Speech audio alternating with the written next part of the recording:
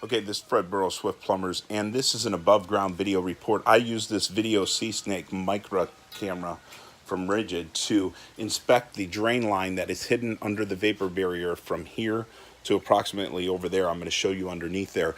This kitchen sink had multiple blockages. Now, we did see that the drain line dropped down over this way, and I'm going to go and crawl underneath here and show you that this drain line is heading back this way. See that white fitting? I showed the camera that, and the camera I showed the customer that fitting. Now that's 1.5 inches. We did not make that turn into our 2-inch line there. You could see that clean out cap that's not accessible. You'd have to crawl through there with equipment to open it. But the blockage is actually above here under this vapor barrier. So what needs to happen is a new 2-inch line instead of 1.5 inches likely ran over to here. Now you could see that line goes underneath this home, and as far as I can see, that part wasn't inspected. We could put a video camera in here when we replace this section of drain line, but as far as I can see, I cannot tell if it's back pitched or not. We can slightly pull this side up and mount something on the top of that block to see if that doesn't have a belly. But where it's holding all its water and it's backing up right away is from here to this area, which is approximately 8 feet or so of pipe. But I'm gonna go upside down and show you. I'm at the opening right here. You could see this drain line now.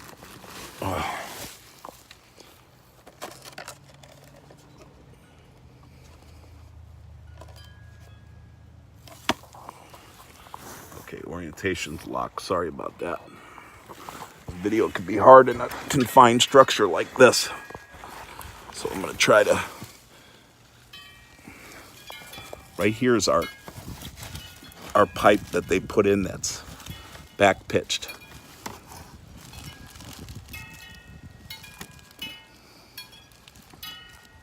See right here, and you can see that flooring. That's what I wanted to show the customer as well. You can see that flooring swelling like it's been wet. This vapor barrier was actually opened up. I'll show you. You can see the particle boards just coming off of my hand right here. Looks like it's gotten wet right in this area right here, so it really should get replaced with some plywood. See that? You can almost see the stain going back underneath there. Let me see if I can get this flashlight to show you. Look at that. It's caving in. This is all under the kitchen cabinet. The sink's going to be right here, and this is back. If you're looking out the window at the sink, this is to the right that you're seeing all this damage done. So he's going to have to get that redone, as well as this drain line get redone. Like I said, it's 1.5 inches. We can drop this down from to 2-inch, and my rotation.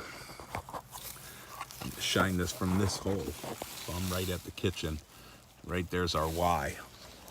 So some flooring needs redone, and then we need to reroute this line so it doesn't have a back pitch. Now I showed the customer that back pitch in a video, and you can see what happened was we went down with the camera, and right before that drop down in Y right there, over this direction, we came down to the 90 that goes down, and there was nothing in the way. The camera came out of the water and there was nothing blocking it. And that's telling us that it's back pitched from that point down there to here. You see that T? So that 90 this way was back pitched to this. And I'm not sure if you can see this under the vapor barrier or not. It's gonna be hard to see. There's insulation and whatnot up here, so kind of wasting time on this video at this point. So we got it well documented. We gotta take a line down from this access point, okay? Right there's the kitchen above me. Drop it down and run it across over to there, to where that Y is, and then check that out down there to see how that kitchen does downstream that way. to see if any additional stuff's needed, or maybe hopefully just altering it a little bit so it doesn't add to the price. We can just alter that pitch a little. Unless there's a major problem, then we'll have to look at that when we're underneath there. So Fred Burrows with Plumbers.